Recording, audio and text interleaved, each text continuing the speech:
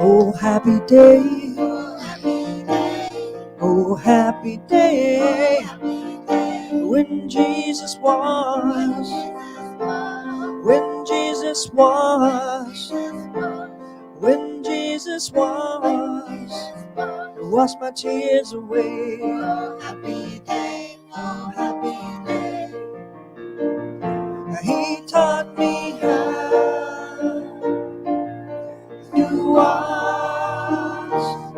watch and pray, watch and pray, and live rejoicing every day, every day. Oh, happy day. Oh, happy day. Oh, happy day. Happy day. When Jesus was. When Jesus was. When Jesus was. Wash my tears away. Oh, happy day. Oh, happy day. He taught me how to watch and pray, watch and pray, and live rejoicing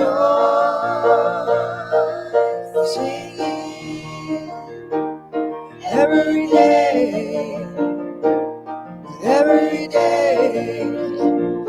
Oh, happy day. Oh, happy day. Oh, happy day.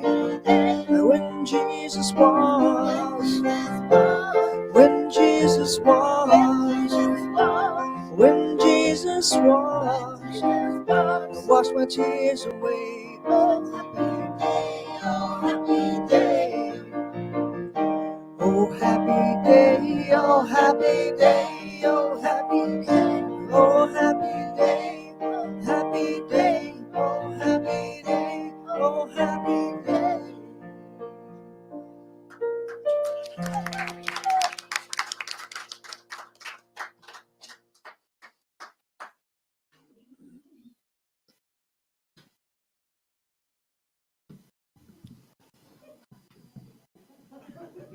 Thank you, Barbara and choir. I'd like to welcome all new listeners, either on live stream or YouTube. And please silence your cell phones. I'd like to read the daily word for today, Palm Sunday. I celebrate my awareness of the divine presence alive in me. Just as the enthusiastic crowd welcomed Jesus in Jerusalem with a spirit of great enthusiastic celebration, I commemorate Palm Sunday by opening my heart and mind to the divinity that is within me and within all others I meet today and every day. This welcoming attitude changes me at depth, making the commitment to behold the Christ in myself And in each person I meet is a way of symbolically placing palm branches before them, greeting them as I would Jesus. This celebration of the divine in each person lays a path to spiritual freedom. From perfect peace within, I shout Hosanna as my jubilant soul celebrates. And from John 12:13, so they took branches of palm trees and went out to meet him, shouting, Hosanna! Blessed is the one who comes in the name of the Lord, the King of Israel. Again, the affirmation is, I celebrate my awareness of the divine presence alive in me. And we also share our mission statement, and please feel free to say it with us. It's supposed to be up there.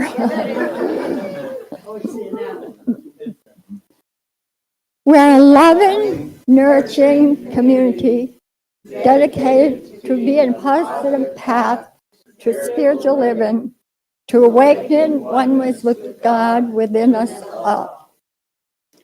And these are some of the announcements. It's called Comments, Remarks, and Thoughts.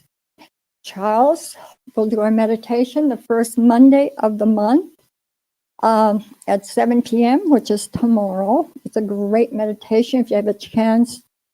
We have also been broadcasting live to you on YouTube, and pray hard on your YouTube channel and just type in Unity of the Seacoast in your YouTube search button. And it's in dark letters, but even easier is just go to our webpage at unityoftheseacoast.org and scroll down until you see the links to bring you to our live services or even past services. While you are there, you can see the weekly announcements. All our talks are archived there if there's something you want to look back and reflect on. Also, our donate button is there if you feel called to tithe. It's called Tithely. And also we have a mailing address if you choose to mail in a check. Our address is Unity of the Seacoast, McConnell Center, Suite 246, 61 Locust Street, Dover, New Hampshire, 03820. And also don't forget to check out our meetup group for all our events. You can also access this on our webpage as well. April 9th, we will have our Easter service. On April 23rd, Tom will be taking a week off, and we will have a special guest. Amy Jocelyn will step in. April 16th, we will look at the 12 powers. A lot going on here at Unity. Do not forget our poetry group, Poets in Unity. We want to thank Shane Moran for hosting this. It is the third Saturday of each month. Game night, first Friday of each month at 6:30. Game night is a time to get together. All are welcome to attend. You do not have to be a member of Unity. Come and have fun night of playing cards or board games. We have some board games, and you are welcome to bring one to share with us. Operation Blessing. Unity of the Seacoast will be participating in Operation Blessings, One Day to Serve. This will be our third year. The day will be April 29th, and we must pre-register. To register, reach out to Tom or Lynn for details. A yard sale is coming up. We are planning a yard sale for church. June 3rd is the scheduled day for it. Make sure you mark your calendar. It's a lot of fun. Tracy is setting up a committee to organize it, so feel free to reach out to her for more information. Our April newsletter is done, so please reach out to Tom if you did not receive one. That's a great, great newsletter, Tom. Thank you so much. And we also celebrate by greeting one another. It's a Sanskrit word. It's called Namaste, which means the Christ or the divine in me sees and honors the Christ and divine in you. Namaste, namaste, namaste.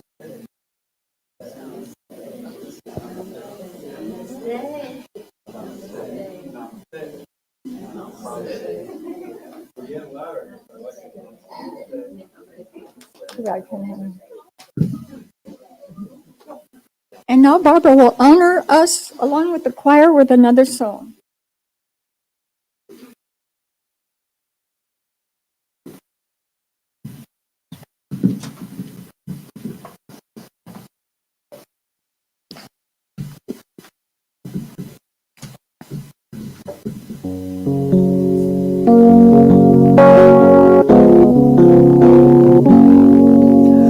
They bound the hands of Jesus in the garden where he prayed. Led him through the streets in shame. They spat upon the Savior, so pure and free from sin. They said, crucify him, he's to blame. He could have called 10,000 angels to destroy the world and set him free. He could have called 10,000 angels, but he died alone for you and me. On his precious head they placed a crown of thorns. They laughed and said, behold the King. They struck him and they cursed him and mocked his holy name. And all alone he suffered everything. He could have called 10,000 angels to destroy the world and set him free. He could have called 10,000 angels, but he died alone for you and me. He could have called 10,000 angels to destroy the world and set him free. He could have called 10,000 angels, but he died alone for you and me.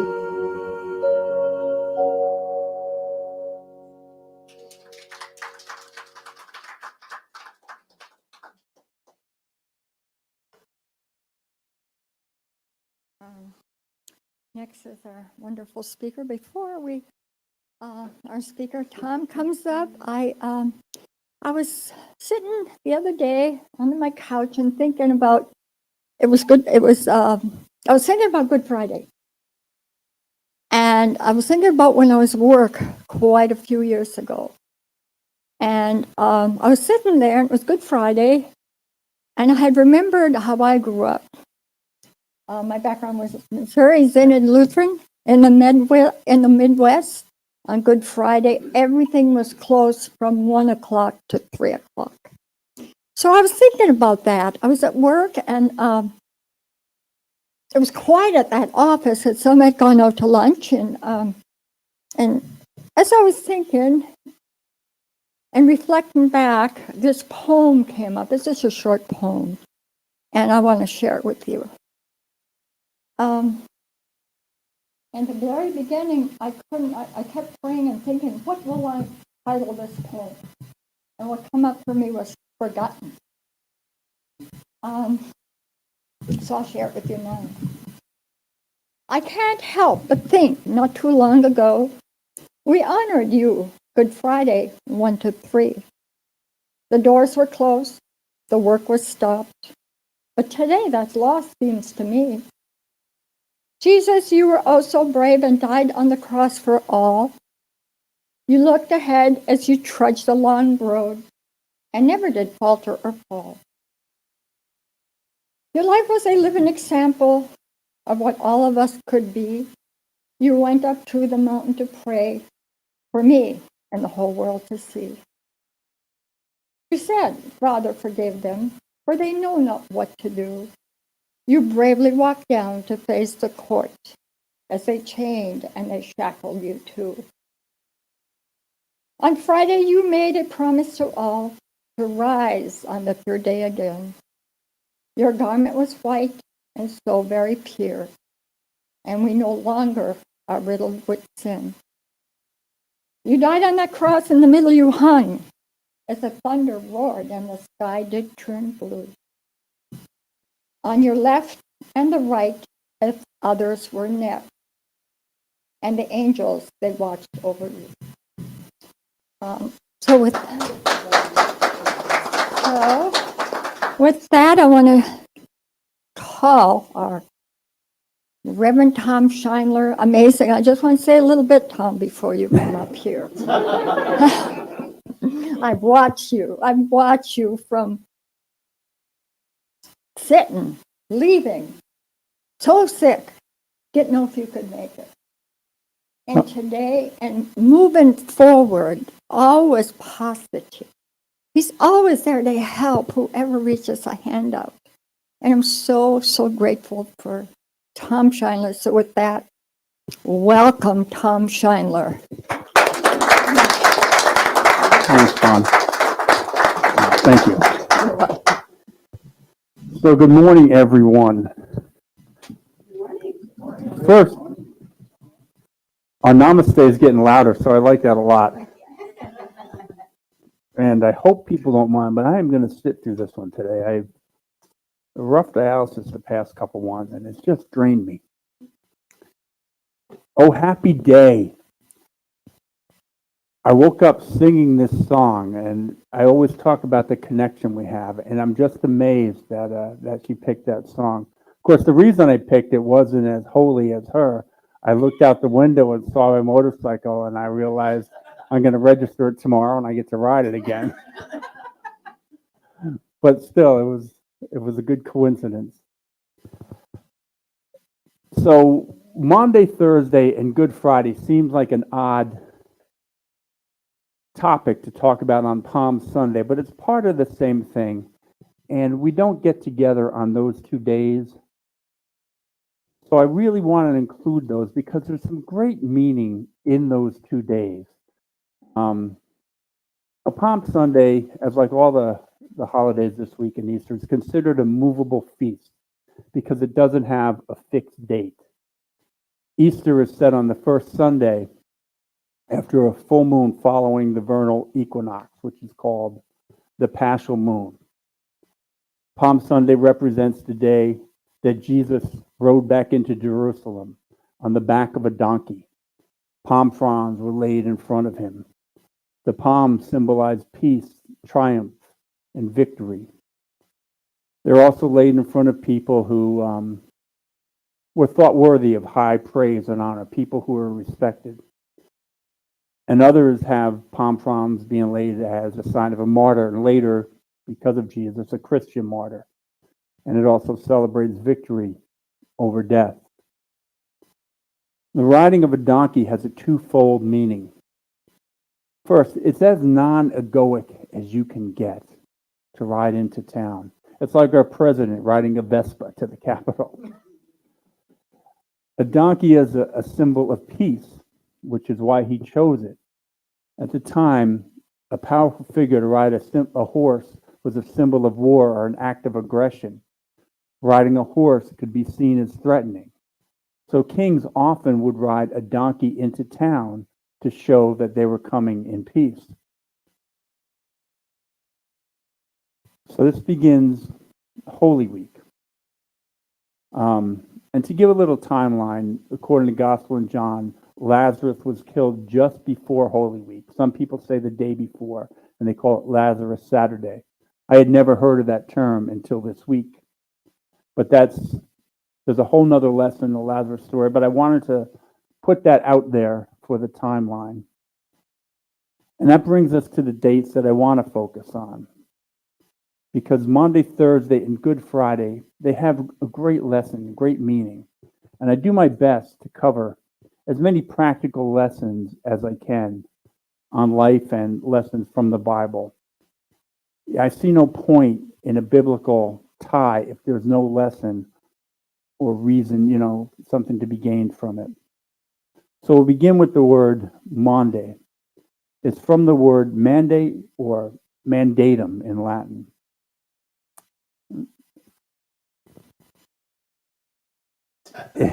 It's also where we get the word mandate from. And this is important because mandate is like a commandment. And this is how Jesus used the word in this verse. I'm not going to do the Latin. I practice it over and over, and it's terrible. So we'll just skip my vocalization of that.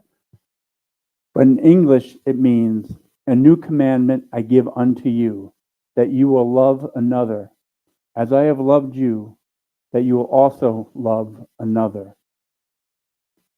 Maundy, Thursday, also represents the service of washing of the feet, in which priests and bishops wash the feet of their parishioners, representing Jesus' washing of people's feet.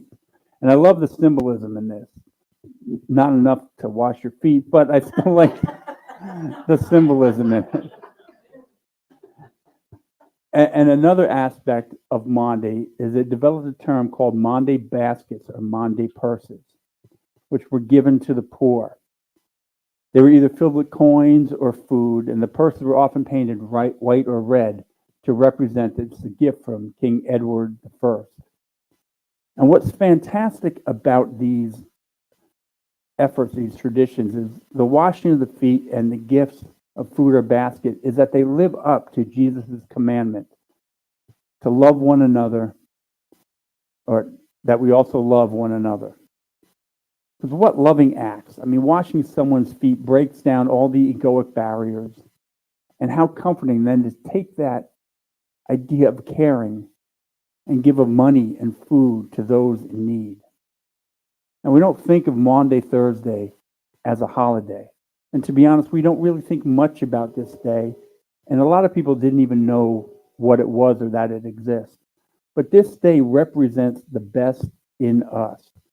It represents us rising above our ego, our isolation, our prejudice, or any of the barriers that we have toward each other, and reaching out and caring for each other, to lift each other. Now, you don't have to give away baskets or wash your neighbor's feet or any of that. You can find kindness in any way that you want. How you do it is up to you.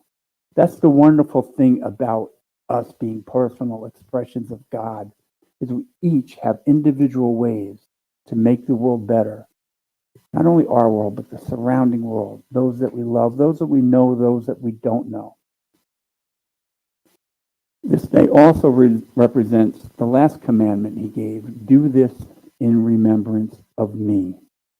He gave this final commandment in Luke, which is to remember him in his actions, in actions of love and kindness. He was sharing what he does. He always shared. He wanted us to remember loving kindness toward others. I mean, that's the legacy. In John 13, 12, 16, he explains what he's doing. So when he had washed their feet, taken his garments, and sat down again, he said to them, do you know what I have done to you? You call me teacher and Lord, and you say, well, for so I am. If I then, your Lord and teacher, have washed your feet, that you should do as I have done for you. Most assuredly, I say to you, a servant is not greater than his master, nor he who has sent greater than he who sent them. What he's saying, he's telling them that the playing field is level, that we are all one and the same. We are all equal. We each are students and teachers. We each care for each other in that fashion. Now, all this talk set in motion what was the crucifixion. This was the Last Supper. This was him identifying his betrayer. These are some heavy moments here. And in those moments, he's still speaking of caring for others. In his darkest hours, he remembers others. And we look at his grace during this time. When we look at Judas during this time, it may have been like we were taught that Judas was betraying him because he was upset because the oil that was used to wash Jesus' feet could be sold and raise money for the poor. I've always struggled with that because if Judas was someone who cares so deeply for those who are less fortunate, can we make a rational jump to being a man who would kill his teacher over this one disagreement when just right before that he was talking about caring for the poor and commanding each other to care for each other? And I only mention that because I always want our perspective to be as many perspectives as possible. We don't want to lock someone in to what we've originally thought because we condemn people by our original view. This is also about the time that Peter says he won't deny Jesus. It's the time that Jesus goes and prays at Gethsemane. It's a very somber time. Jesus is aware of what is coming. He's feeling this sense of doom. Judas is left to turn him in. The disciples are not really sure what's going on, but they're picking up on this. They must sense the darkness in Judas. But still, the theme through this darkness is he's trying to convey is to love one another, to love each other as he has loved us. Can you imagine that? A teacher saying to their child on their deathbed, or a mentor to their student, a new commandment I give unto you, that you will love one another as I have loved you, that you also love one another. That's an amazing, powerful statement in your darkest moment. There's strength in that. There's beauty. There's amazement. And this day represents, as all days should, but this day represents the best in us in the simplest of ways, just to be kind, to see the best in each other. I mean, that's what we do with the namaste here, to see the best in you, but not only to see it, but to act from it, to live from that. And there are so many ways that we can treat each other with love. You say hello and thank you and have a nice day. Offer help when you can. Notice people's outfits and their styles, but do it with sincerity. Don't just do it to get the words out. Really notice people. If someone's trying to pull out of a parking lot or a side road, take the time to allow them to pull in and get in front of you. We all know those moments that happen in our life, and we can make a choice to act in love. Just choose on the side of love, and the day goes so much easier. And the flip side of this, and this is my favorite part, is to allow others to love you. It's so easy to say, no, I got it. I can handle it. I don't need help. But allowing others to help you allows them to share in love. You're not a burden. They wouldn't ask if you were a burden. And if they felt you were a burden, they would quickly stop asking. So don't worry, that's not even a situation you got to deal with. Someone offers help, be happy enough to take it. I used to never take help. I had to solve everything, even when I was sick, and I still struggle with this. But what I learned is people want to help. People want to pray. Why rob them of a moment to love? And I love when people pray. I feel it. I know I feel it. And when you help others, you feel better about yourself. So love others enough to allow them to bask in that same emotion, that same feeling. And trust their judgment to know that they can offer what they can, and if they wouldn't offer. Now, the next part of this talk is about Good Friday. Now, this is the day after the Last Supper. Now, this timeline is not exact. It's compiled from all the Gospels into something that makes sense. But Good Friday, the day that Jesus was crucified. Now, the heart of Romeo and Juliet is the death. The hook, that's the hook that carries us away with emotion. Ever see the movie Brian Song? It's the death that grabs us. Braveheart becomes a classic when we witness his battle, his torture, and his death. The song Tears in Heaven touches us because we know the story of loss that Eric Clapton is singing about. Jesus' death is the hook. And although it's not what we focus on humanity, it's something that should never be overlooked. It taps into our humanity. It binds us to this story. This is as human a story as there is. This is not the story of him yet being sacrificed for sins. This is a man who called himself a prophet, and he is condemned. We know he calls himself a prophet because he does so after being chased from Nazareth in John 4:44. For Jesus himself testified that a prophet hath no honor in his own country. So he does things from a very human perspective. He prays for a human perspective. He does so at Gethsemane. He does so because he says to John and James, "My soul is crushed with grief to the point of death. Stay here and keep watch with me." He is in fear. And he's scared when he says, "My Father, if it's possible, remove this cup from my lips. Yet not let your will, not mine." He is filled with the human emotion of fear. And crucifixion was a very common way to put to death those who criticized or were a threat to Roman rule. This was a very Roman punishment.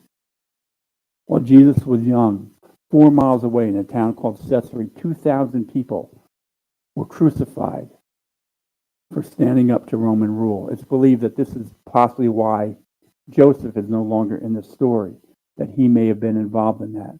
Now, that's speculation, but it does fit with what goes on at the time.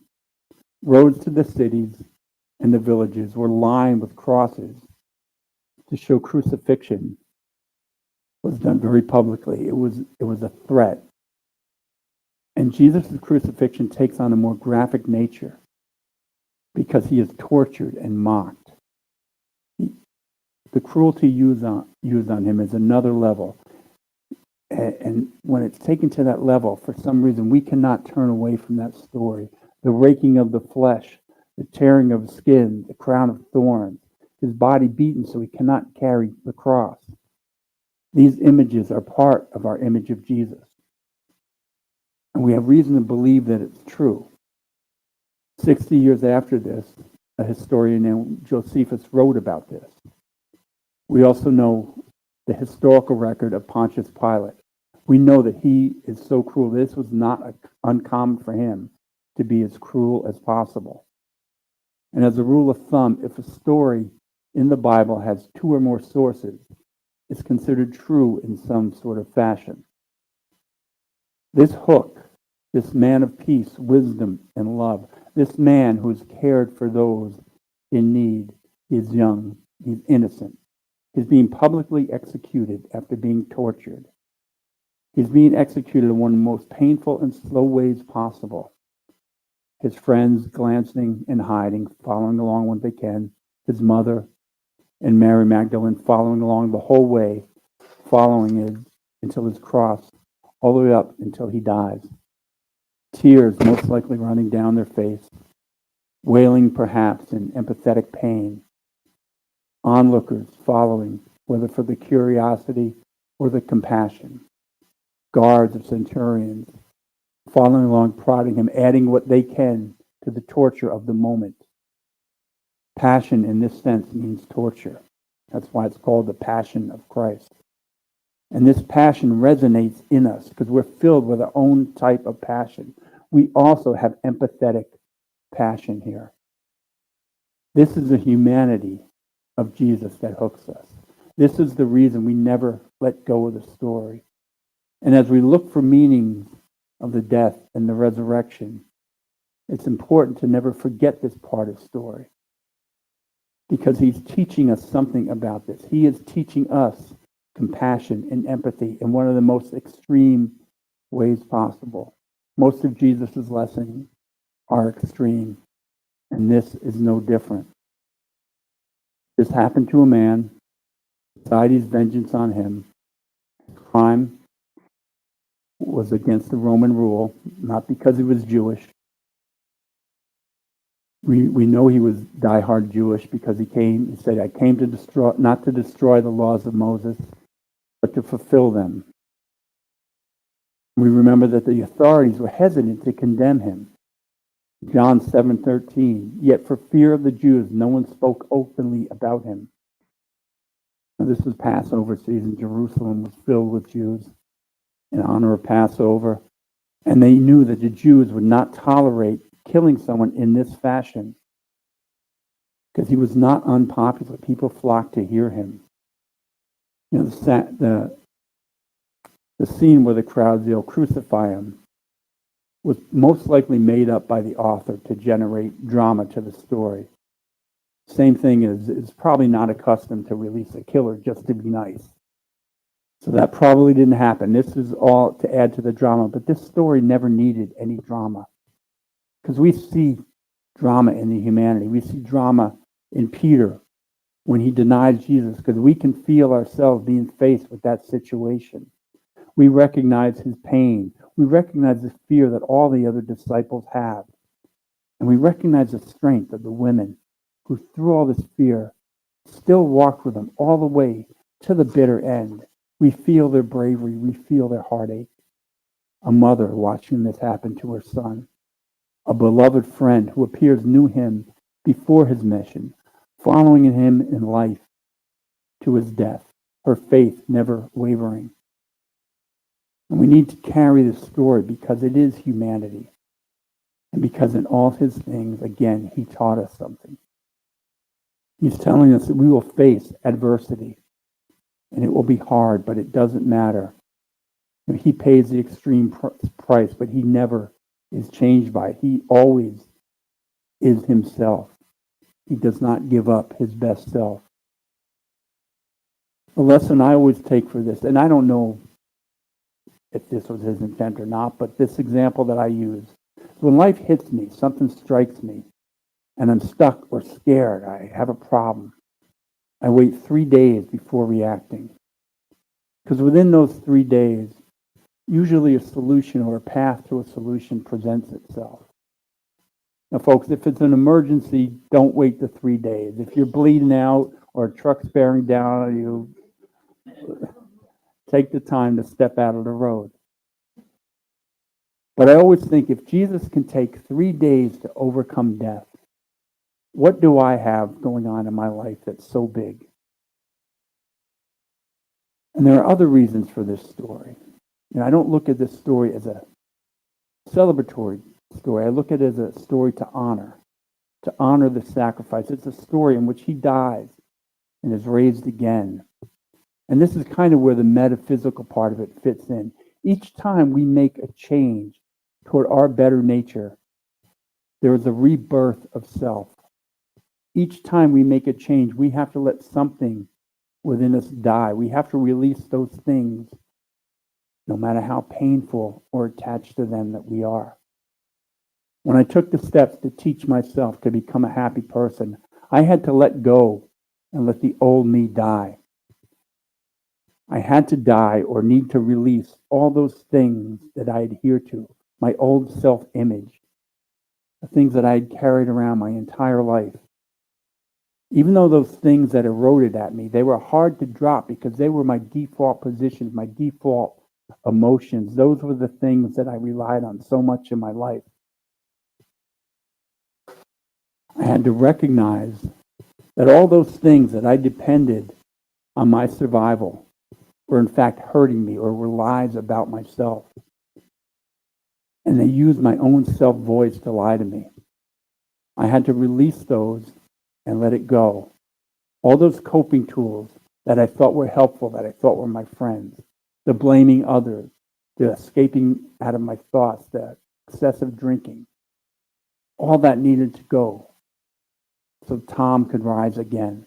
The Tom who at birth saw life as unlimited. I mean, that's what Good Friday means. That's what it means to me.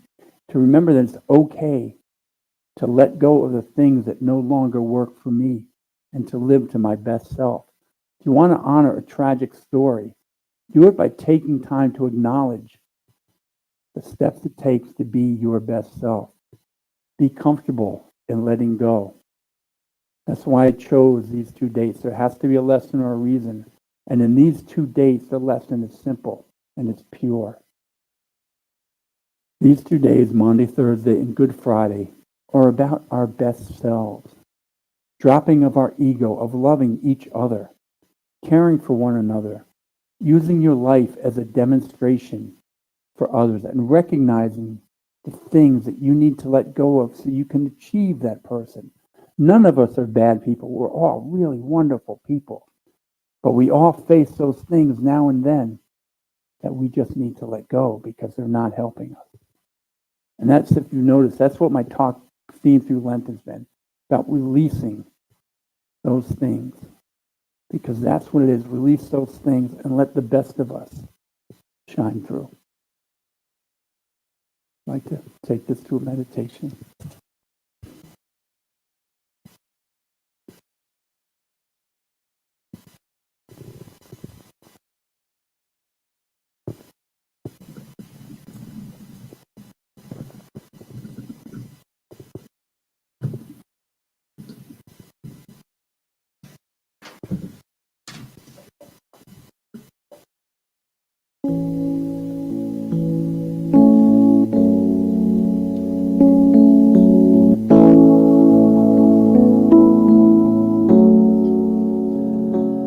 I know this rose will open.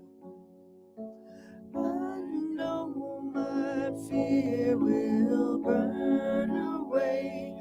I know my soul will unfurl its wings. I know this rose will open. I know this rose will open. I know my fear will burn away. I know my soul will unfurl its wings. I know this rose will open. I know this rose will open. I know my fear will burn away. I know my soul will unfurl its wings. I know this rose will open.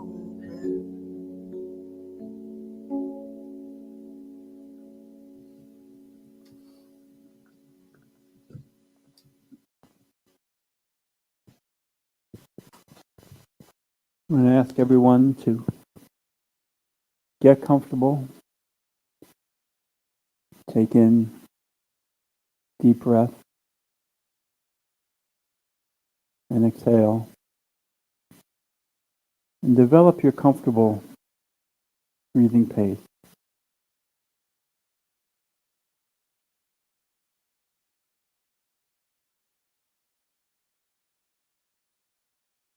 Find that spot in you that you will know that you are centered.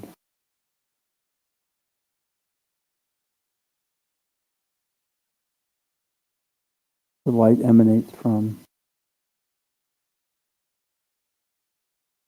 This is the core of your being.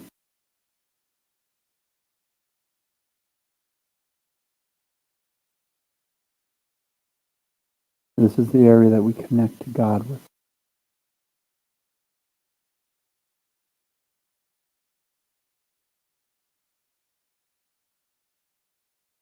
We live from this area.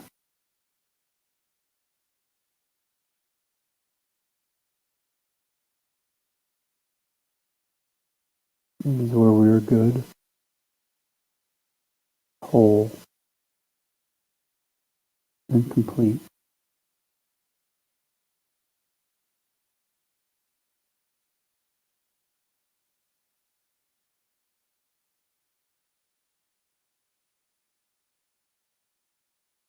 This is where we pave the way for truth.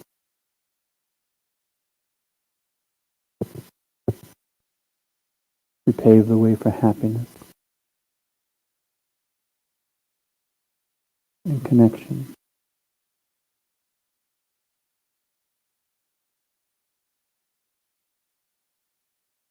As we celebrate this Easter week,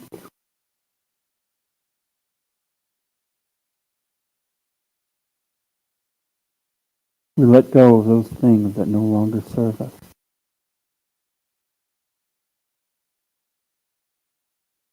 We let go of insecurity, self-doubt, boastfulness, ego. We let go of fear and discomfort.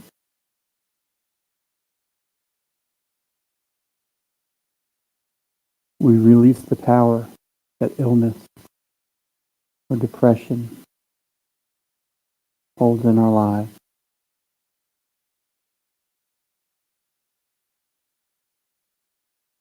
We release the power that any false words, false intent,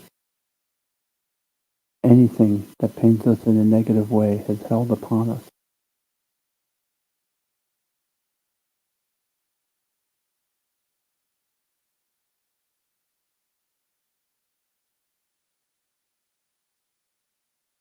We look at ourselves, pure, perfect being,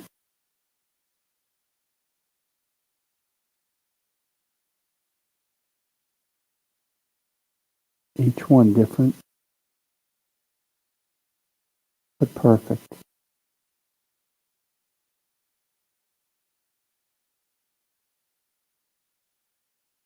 Even when we are broken down, we are perfect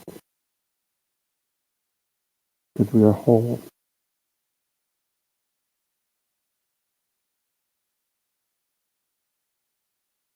Just like you divide up water, each drop is perfect. Divide up a rock, each stone is perfect. When we feel broken, we are perfect. We are born from perfection into perfection.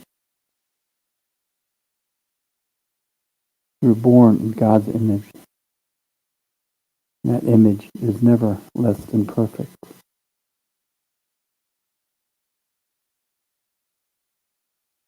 That image is love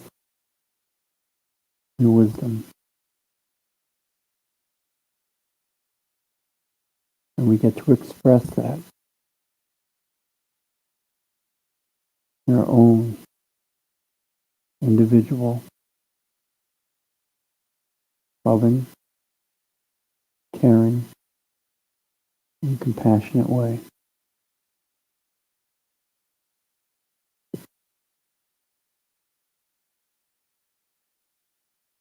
And as we sit here, we think of the world.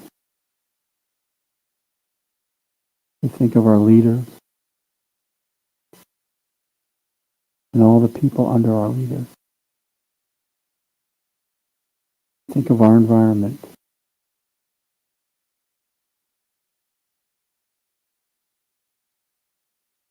Think of every creature.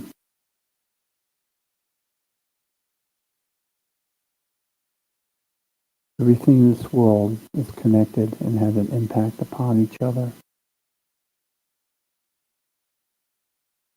Our friends, those we know, those we do not know.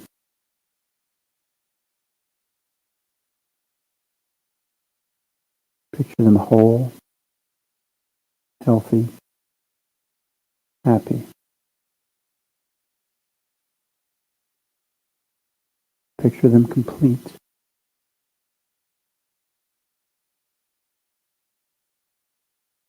Those who are fighting a brave battle,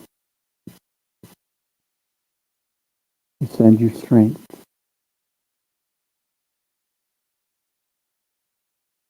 And those who are in a position of strength,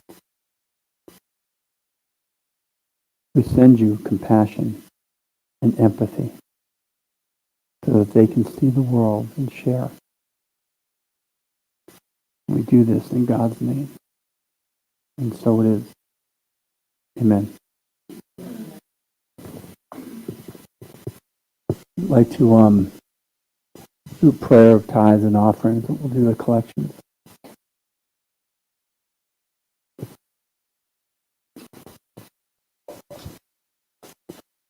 Lead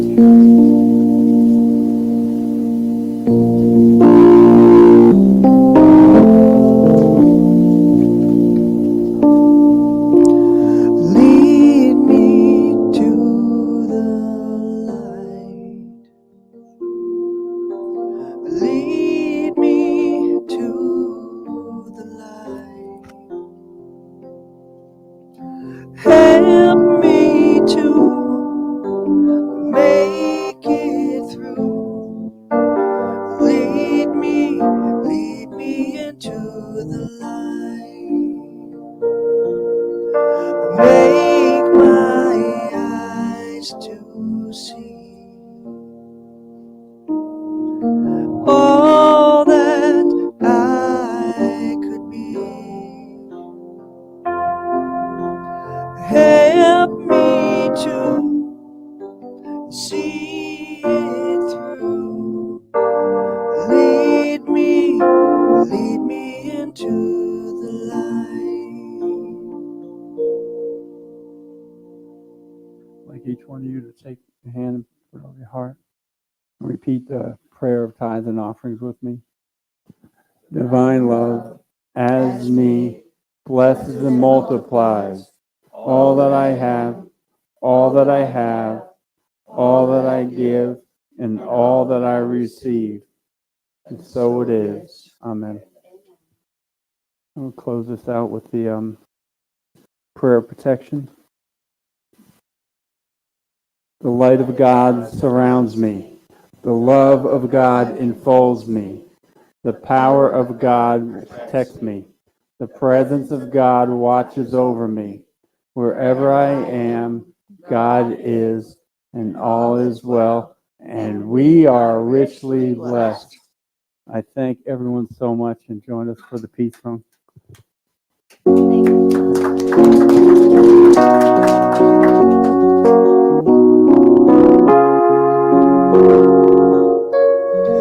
Let there be peace on earth, and let it begin with me. Let there be peace on earth, the peace that was meant to be. With God as greater, in oneness all are we. And we walk with each other in perfect harmony. Peace has begun with me. Let this be the moment now. With every breath I take, its truth is my joy is found. The way keeps moment in love, each moment in peace eternally. Let there be peace on earth, and let it begin with me.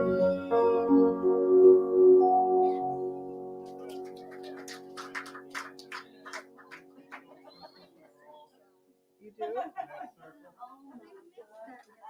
We didn't do it last week. We didn't. We did. He wanted to do Times of the River to pray again.